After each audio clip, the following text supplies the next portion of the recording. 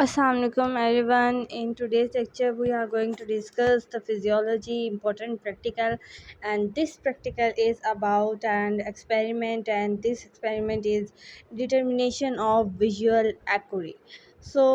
We are going to discuss about the vision and near vision and far vision, and we also discuss how to calculate it and how we determine that our eyesight is weak or not, or such that thing.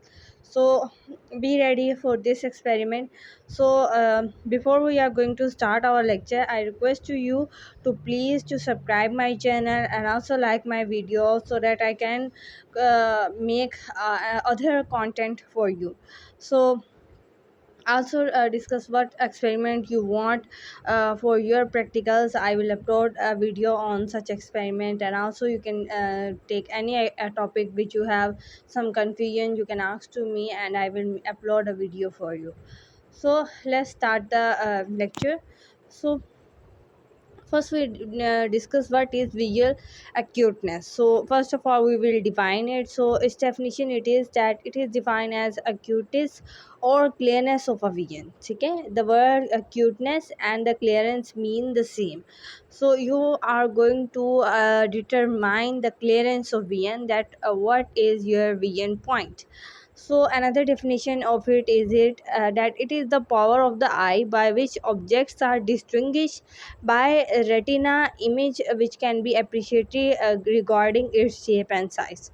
सो ये क्या है, इस definition में क्या कहा गया है? इस डेफिनेशन में वो ये कहना चाह रहे हैं कि ये विजन एक्यूटनेस आपकी आँख की वो ताकत है जिससे आप चीज़ों को डिस्टिंग्विश कर सकते हैं। ठीक है, अब आपकी आँख का क्या काम है? वो चीज़ों को देखने की बजाय वो चीज़ों में डिफ्रेंशिएट करता है कि ये फ़लाने साइज़ का ऑब्जेक्ट है, ये बड़ा इतना है और ये है, और ये दूसरे साइज़ का ऑब्जेक्ट है, इसका साइज़ इतना छोटा है। ये चीज़, ये आपकी पावर ऑफ आई है। सो विजुअल एक्यूटनेस यही चीज़ है, ये यही आपकी आँख की power, it is the power of your I which is distinguish between the objects on the base of their size and their shape. So this is called as visual acuteness. So ये depend किन factors पे करता है? So now we discuss it, that it is depend on the following factors. First is the sharpness of retina, that what is the health of your retina, how sharp it is, how sharp its focus is it within the eye. Second thing is the intactness and functioning of the retina, that retina is the major part, because you know very well कि whenever we see an object, the image of that object will be formed on the film of retina, and this image is inverted. Okay, but our brain send messages and allow us to see the image upright. So therefore retina has a lot of importance. And third thing which is depend upon its factor is the sensitivity of the interpretation of parts of brain. So your brain parts is interpreting that what is this object. So you know very well कि जब भी हमारे सामने कोई भी object आता है तो हमारा ब्रेन ही है जो हमें बताता है कि ये फ़लानी चीज़ है, ये फ़लानी चीज़ है। सो इस चीज़ की इंटरप्रिटेशन जो है वो ब्रेन से आ रही होती है। सो इन्हीं चार चीज़ों या तीन फैक्टर्स पे डिपेंड करता है विजन एक्यूटनेस। देखिए ना, अगर आपके ब्रेन का वो पार्ट जो विजन से रिलेटेड है, अगर वो इफ़ेक्टिव है तो क्या होगा, क्या आप अपनी विजन एक्यूटनेस सही तरह से नहीं कर सकेंगे, आप अपनी आँख से काम सही तरह से नहीं ले सकेंगे। Second thing is कि intactness and functioning of retina, कि how healthy is your retina. If your retina is not healthy and has weakness in it, so you cannot focus on the objects clearly, and you also need a sharp retina for focusing the objects. Now we discuss what is the normal value. Okay, the test chart is at you know very well कि जब भी हम आई side को determine करने जाते हैं तो एक हमें टेस्ट चार्ट दिया हुआ होता है जिस पे डिफरेंट अल्फ़ाबेटिक के वर्ड्स भी लिखे हुए होते हैं, और वो हमारे किससे फासले पर होता है, 6 मीटर्स या 20 फीट हम उसे कह सकते हैं। तो वहाँ से वो फिर पर्सन उन लेटर्स को क्लियरली देखता है, and which he should normally able to see at the distance of 6 metres. So normal value हम यही कहती हैं कि अगर कोई पर्सन 6 मीटर्स के इस फासले से उन लेटर्स को क्लियरली देख सकता है तो हम उसको कहते हैं कि उसकी विजन जो है वो बिल्कुल परफेक्ट है। लेकिन अगर कोई नहीं देख पा रहा है, किसी को कुछ जो लेटर्स हैं वो ब्लरिड नज़र आ रहे हैं, तो हम उसको कहते हैं कि उसकी आईसाइट वीक हो चुकी है। तो ये एक नॉर्मल चार्ट है, एक टेस्ट चार्ट होता है। मैं आपको ये पिक्चर में दिखाती भी हूँ कि कैसा होता है वो। सो यहाँ पर आप लोग देख सकते हैं ये पूरा चार्ट जो है वो इस तरह से दिखाया हुआ है, जिसमें अल्फ़ाबेट्स को डिफरेंट साइज़ में रखा गया है बोल्ड लेटर में, और आहिस्ता आहिस्ता उसका साइज़ डिक्रीज़ किया गया है। 11 जो हैं वो रोज़ बनाई गई हैं इसके अंदर। सो हम लोग जो विजन को चेक करते हैं वो इस लेटर तक चेक करते हैं, इससे नीचे जो है वो स्पेशल पर्सन जो है वो देख सकते हैं। ठीक है ना, तो हम ज़्यादातर जो है यहीं तक ही चेक करते हैं। इससे नीचे जो है गॉड गिफ्टेड पर्सन्स होते हैं, जिनको ये लेटर्स इतने छोटे भी 6 मीटर्स के डिस्टेंस से नज़र आते हैं। ठीक है, और मेजरली जो है हम यहाँ तक डिटेक्ट करते हैं, और जो पर्सन यहाँ तक देख लेता है तो हम उसे कहते हैं कि उसकी नॉर्मल विजन बिल्कुल ठीक है। ठीक है, सो अब यहाँ इस तरह का चार्ट के ऊपर वैल्यूज़ होती हैं कि 200 में से 20 है, 100 में से 20 है, 70 में से 20 है। तो ये वैल्यूज़ हैं, इन्हीं के हिसाब से हम देखते हैं कि आईसाइट कितनी वीक हुई है। ठीक है, सो अब हम लोग आ जाते हैं नियर विजन और फार विजन पे। Near vision is the nearest point to the entrance of the people at of the normal eye at which we can focus. So सबसे जो नियरेस्ट पॉइंट है जिस पीपल के एंट्रेंस पे ही, जिस पे हम लोग फोकस कर सकते हैं, उसको हम लोग नियर विजन कहते हैं। कि वो नियरेस्ट पॉइंट जो आपके नॉर्मल आई के बिल्कुल एंट्रेंस, पीपल के बिल्कुल एंट्रेंस पे होता है, और जिस पे आप फोकस करते हैं। So this point is called as near point. The standard value of the near vision is 25 centimeter or 10 inches.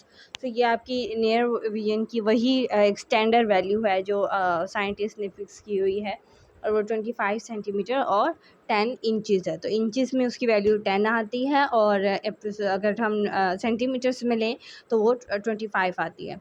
So the near point of the person gradually decreases with increase in the age. तो आपको पता है कि जैसे as में increase होता है near point, उसी तरह ग्रेजुअली डिक्रीज होता जाता है। सो इसका एक चार्ट भी है जिसमें हम लोग देखते हैं कि जैसे जैसे एज बढ़ती जाती है तो नॉर्मली जो है वो आई साइट वीक होना शुरू हो जाती है।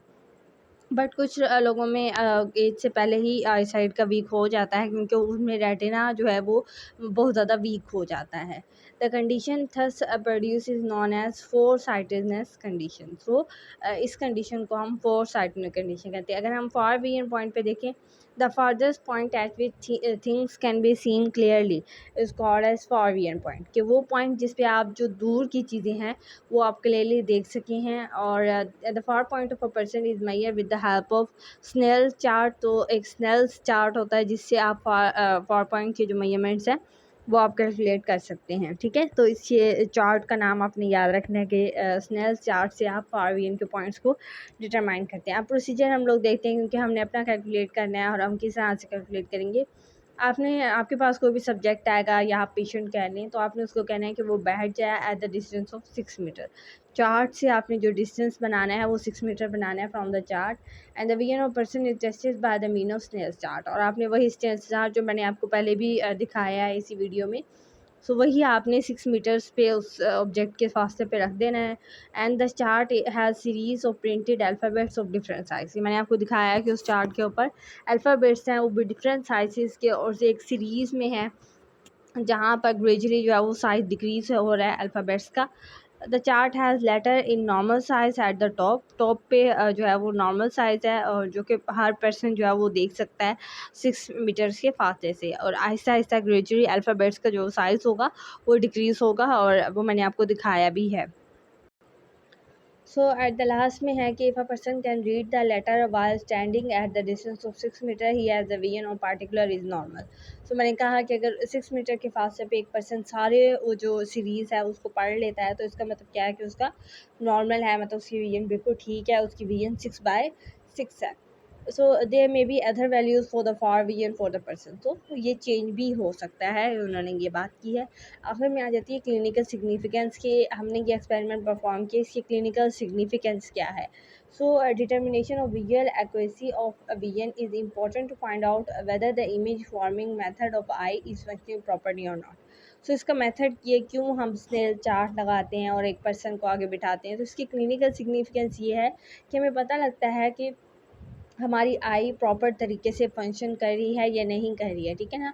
अगर कोई पर्सन 6 मीटर से उस नेल चार्ट को सही तरह से नहीं देख पा रहा है, इट्स मीन क्या है कि उसका आई जो है वो सही तरह से फंक्शन नहीं कर रही है, उसको जो कुछ ऑब्जेक्ट्स जो हैं जो स्मॉल साइज़ में हैं वो ब्लरेड नज़र आ रहे हैं। सो इससे हमें पता लग जाता है कि उसको ग्लासेस की ज़रूरत है, तो हम उसको ग्लासेस रिकमेंड करते हैं। सो ये था आज का प्रैक्टिकल। आई होप कि आप लोगों को सारा प्रैक्टिकल समझ में आ गया होगा। कुछ पेंसिल वर्क रहता है तो मैं उसमें आप लोगों को दिखा देती हूँ, क्योंकि उसमें आपने अपना जो होगा पॉइंट वो लिखना होगा, तो मैं आपको वो शेयर कर देती हूँ। सो पेंसिल वर्क की तरफ आप लोगों ने नॉर्मल पॉइंट को थोड़ा सा डिस्कस कर लेना है कि it is the nearest point of the eye where object is placed to you and you still can clearly see it. So आप डिफरेंट वर्डिंग यूज़ करके वही डेफिनेशन लिख रहे हैं कि वो नियरेस्ट पॉइंट जिस पे आपके आई जो है वो उस ऑब्जेक्ट को क्लियरली देख सके। तो उसको हम नियर पॉइंट कहते हैं। नॉर्मल विजन में जो नियर पॉइंट की वैल्यू है वो 25 सेंटीमीटर या 10 इंचज़ आ जाती है। ऑब्जर्वेशन उसके बाद आप अपनी लिखेंगे, कोई भी पेशेंट का नाम वो यहाँ पर आप नेम में ऑब्जर्वेशन में लिख देंगे। फार पॉइंट में आप लोगों ने हमेशा इन्फिनिटी लिखना है, और नियर पॉइंट में आप लिख देंगे जो भी आप नोट करेंगे उस पर्सन का उस चार्ट के ज़रिए से, ठीक है ना।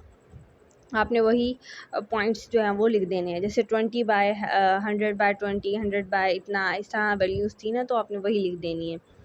और रिजल्ट में क्या आएगा कि my vision accuracy is 30/20 and my near point is 20 centimetre.